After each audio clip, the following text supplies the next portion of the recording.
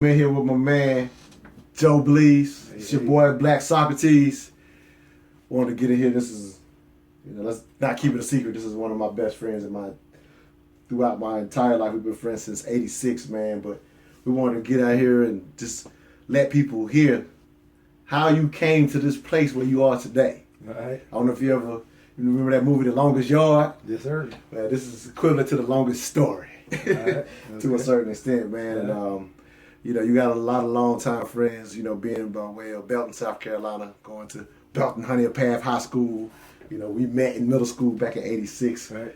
all over a Beastie Boys tape. That's how we met. So we met with the music, Right. and it's amazing. License to ill, man. Yeah, exactly. So it's amazing that here in 2015, man, we literally are still talking about this music. For anybody out there, it's their first time getting introduced to Joe Bleez.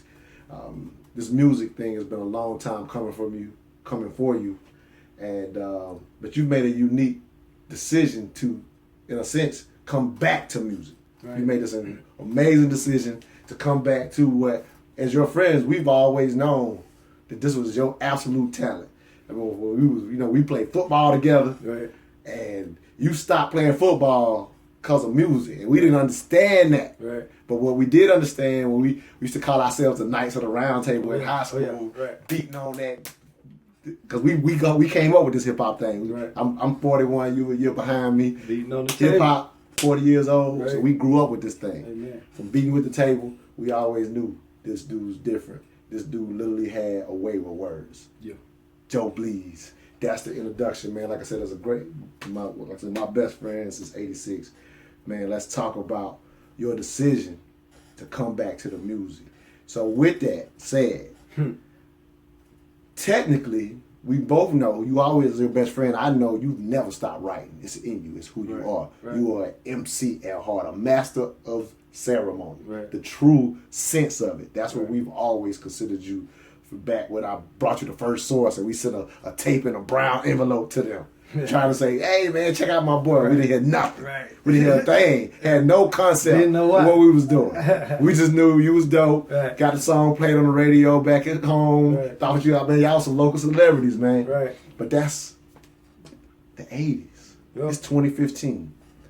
We actually started a record label together back in 2003. Point game, nigga. Point Game. 3 years on the Chitlin circuit. Right. Getting it. Going Everywhere. everywhere. In every Everywhere. nook and cranny. Everywhere. Anybody that would listen, put you in front of them. Right. 2006, you gave it up for a lot of good reasons. We don't need to get into that. Right. But 2006, now it's 2015. How does a MC that grew up with hip hop at 40 years of age expect to get back into the music industry? We know the music business is, in a sense, changed, or to some extent, some people even say died, but the music industry is thriving. Right. And you've decided to come back to that. When I say come back to it, though, tell the people where you was just at. We say you gave it up in 2006. What did you decide? What did you do in 2006? And now that you've decided to come back full time, let's get that. Make sure people understand this. Oh, yeah. This is not a side gig. Right. This is not someone out here just saying, "Well, I'm doing this until I make my dream." Right. Full time. So what have you been doing since 2006, brother? Well, a lot of things happen. Obviously, some things took place in my personal life as far as raising my son, that took precedence over doing the things that we were doing on the road. Loving it, enjoying what we were doing, but had to make a play for that. So I went back to the corporate world, what I knew best, which is quality management, and did it for 20 years. But it's a slow death, man. It's a slow death. You know what I'm saying? And obviously the love for the music never left. But just the work that I was doing on myself, the soul searching, trying to understand who I am, what I'm here for, what I'm supposed to be doing, led me to see the insignificance in the work that I was doing in corporate America, and just to see the hypocrisy of it all the things that we hold dear, honesty, trust, integrity, those things aren't rewarded. The opposite of those things are rewarded, in that and this is just weighing heavy on my karma, man. And with the books that I was reading and the people that I was talking to and the energies that were taking place at that time, along came a beautiful piece of work called To Pimp a Butterfly. And I mean, shout out to Kendrick, man. Shout out, man. It made me realize that, this music, this hip hop thing, it really is special. It's something that is bigger than just words. It's bigger than just music. It's a movement. It's a way of thinking. It's a way of life. It's a way of understanding. And some of the things that the feelings that I felt and the thoughts that I was having during the time that I was listening to that album, with those frequencies and those feelings and those thoughts, man, and the way that he put that whole thing together, man, it was art at its best. And it made me say, that's what I want to do. That's what I love to do, make art.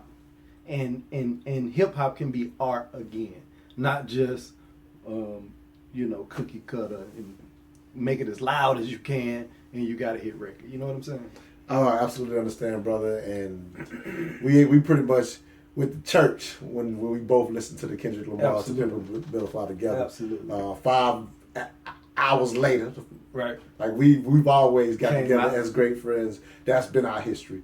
That even if we would go years without seeing each other, when we would revisit, we would both say, "Well, what did you listen to?" Right. And what you listened to, right. And we would sit down together. Right. And that was like a ritual for us. Like we've ended many a nights checking out new music, and that was the ritual. Right. That was an entirely different experience. I mean, like I said, to shout out Kendrick Lamar. Yeah, and the thing is, that young brother during an interview that I think you've seen as well, where he says that for him, that he wants people to look at over the next few years, that he's on a mission to say, this kid changed the music. Oh yeah, that's what it's about. I mean, that's what we all should be trying to do. And shout out to there's a lot of other people that's doing their thing. Your boy J. Cole, man, he's doing his thing, man. Yeah. You know what I'm saying? So I really, it's a lot of people I'm digging, but that album changed my life, man. I can't front on this. Right. And so, like I said, yeah, we definitely want to make this about you, but at the same time, we can't say enough about an album that, in a sense, reminded you of your gift. Absolutely. Something that I always say to my mental dialogue group is, your truth is in your silence. Right. And so you had already started taking steps and just being able to maintain what you were going through in corporate America. You were trying to maintain that. The things that you said that were a slow death. I know that you, in a sense, were meditating more just because you were trying to maintain your sanity in that world. Right. But when I say your truth is in your silence, the thing that sounds like that kept hitting on your soul is you're not in your gift. Right. But before we going into your gift, I would like for people to a certain extent, for quote unquote, a lack of a better word, going into corporate America and having some success. Do you mind describing to a certain extent those 20 years, to what degree? Because you were lauded in your career field. You were highly respected, recruited by corporations, and actually received. You were doing your thing. Yeah. You're doing your thing, because I'm gonna ask you to get into that actual change. But I want the audience to understand. You wasn't just not doing your gift and in a job. Right. Like a lot of us just float in these jobs that we don't like, or even though they're providing the bills, or even providing a lifestyle that we're okay with. Yeah. You wasn't that guy. You were a little. No, I mean, like I said, the way we describe success in America. If you will, speak to that just a little bit. Yeah, I need the people to understand. I got you. Yeah, I mean, I was doing my thing, 20 years, doing my thing. So I was, mid-level management, and I was doing some different things, training some trainers and training some management people on some continuous improvement things and, quality principles and things like that. So, I was doing pretty good, man. And, I got to a point where, each time I had a different mentor or successor in corporate, they were trying to bring me to the next level. It's like, yeah, you got what it takes, man. You just need to do this, and that, or well, what's up with your degree? If you want to go back and get this degree, I'm sure you can, you can move to the next level. You know what I'm saying? So, and that next level being, people that's bringing in $300,000, $400,000 a year. You know what I'm saying? So, And I just wanted to get that out because I literally want people to understand. Like I said, it wasn't that, this idea of you didn't. I mean, as much as you didn't like corporate America, let's not make that clear. Right. Like I said, it was a slow death for you. So, right. But I still wanted the people to understand that it's actually easier to stay on the path that you were on.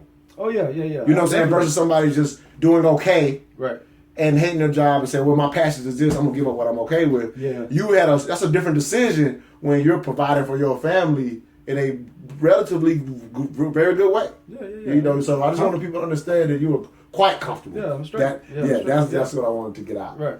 So, if you will, speak to me about those last days. Man, well, the last days prior to the actual decision of when I made it official and gave him my notice, it was crazy, man.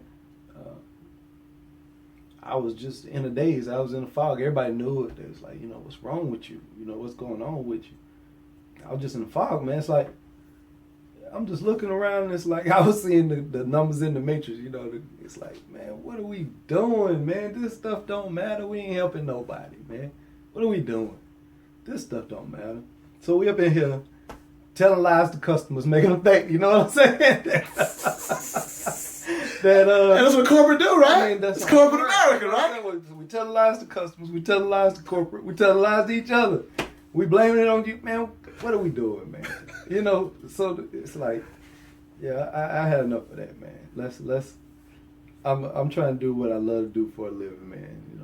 You took the red pill. It was the red pill. Yeah. Right. Whichever one it is, yeah. I took that one. The one that go down the rabbit hole. Yeah. I think it's the red pill. Yeah, the red pill. Took that joint. So you took the red pill. Yep. I don't know if he was, in this interview, I don't know if you expected to have to do this, but I'm always something that we used to do when we were, running point game, when we did that together.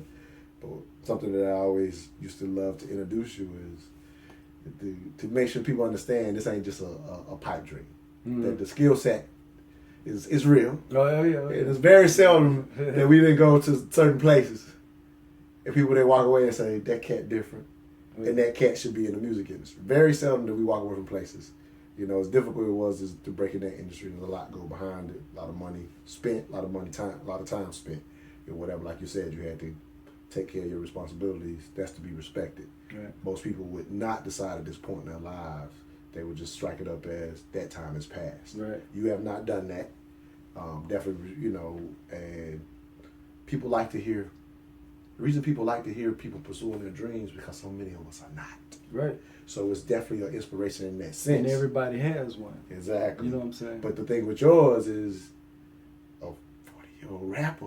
Yeah. That's going to be looked at as like as much as people respect it. Yeah. They're going to say that's kind of crazy. silly. It's crazy. They're going to say that's kind of silly. Yeah. But like I said, we talked about the music industry is thriving. So obviously we're going to get on that grind and then hopefully you will be able to expose people to what you're doing. But I want to give them a quick opportunity to be exposed to why me as a friend and why so many of your friends say that's what that guy's supposed to be doing. This is why he's so good. And I remember when you called me and said, I got something to tell you.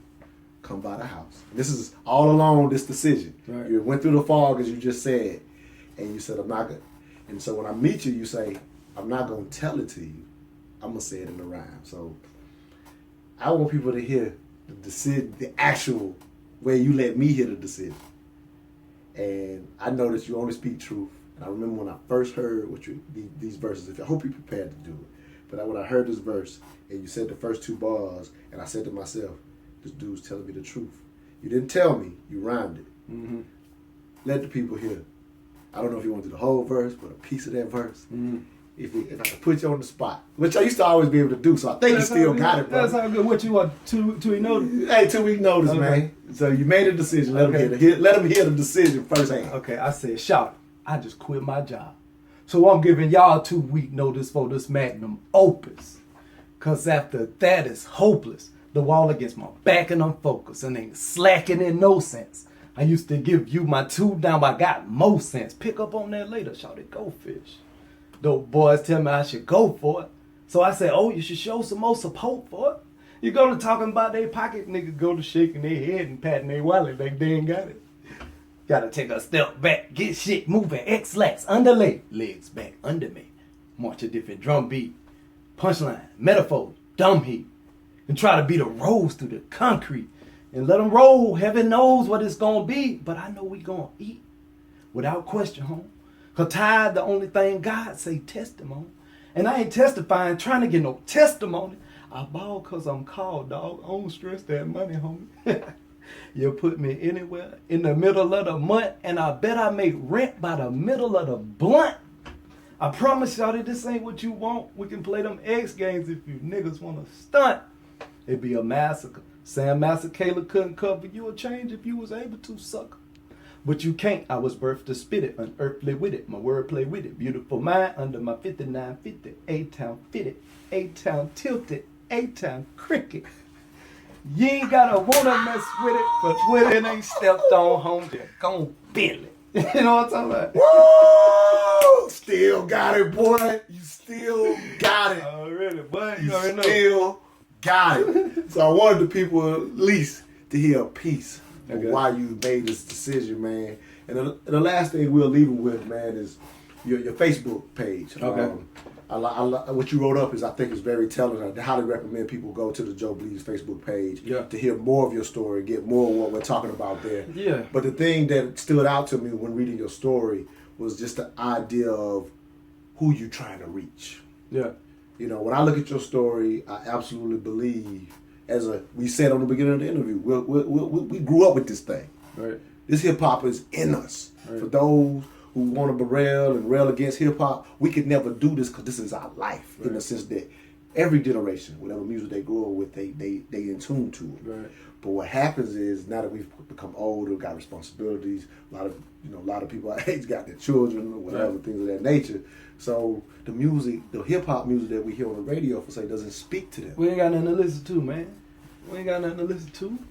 And we don't be in a club like this. You want to be that guy. I am that guy, man. I mean, this is what I do, man. I mean, I make music, man. I'm a creative person, man. That's the only thing I love to do. I mean, it gives me energy. It wakes me up.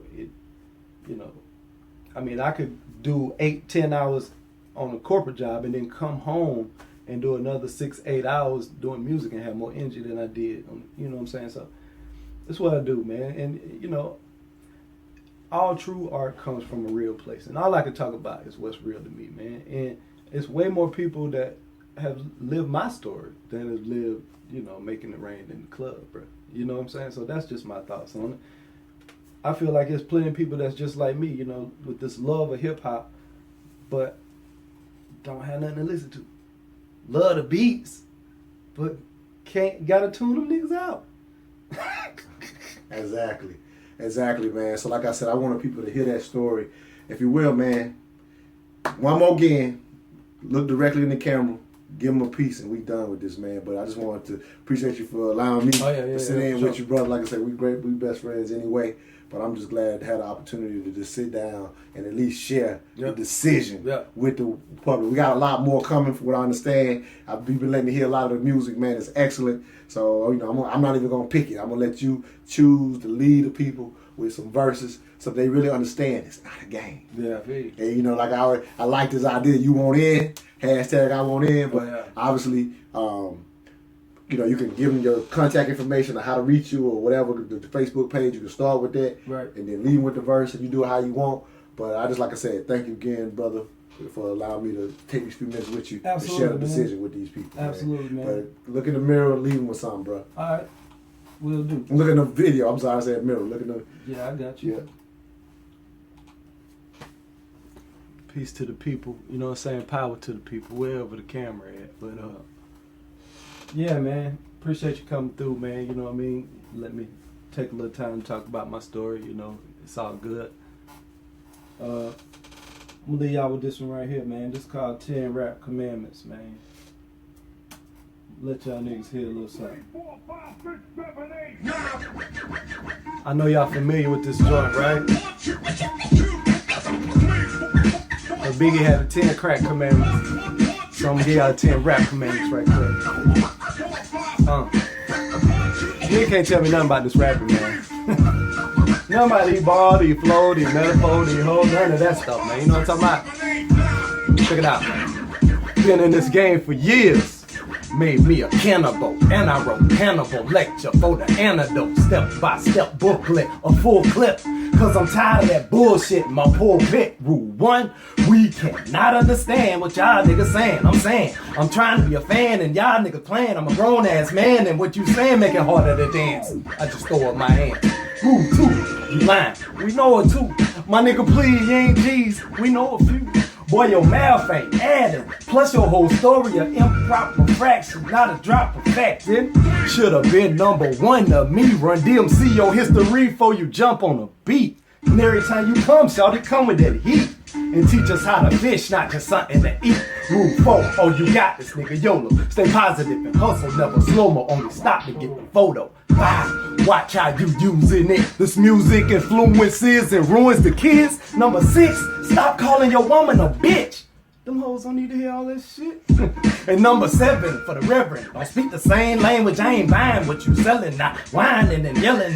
Your tactics outdated. I made it. My job, rock, hip hop, that's our baby.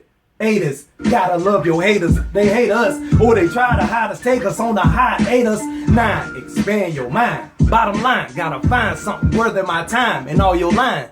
Then you might make it at 10, but then again, maybe not if I keep gripping this pen, this messaging pen.